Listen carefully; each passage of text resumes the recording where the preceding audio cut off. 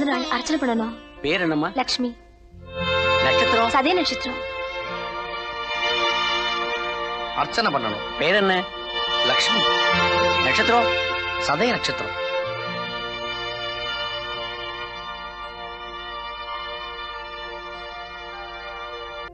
ஏங்க அந்த பொண்ணை பாக்குறப்ப எனக்கு நம்ம பொண்ணு லக்ஷ்மி ஞாபகம் தான் வருதுங்க.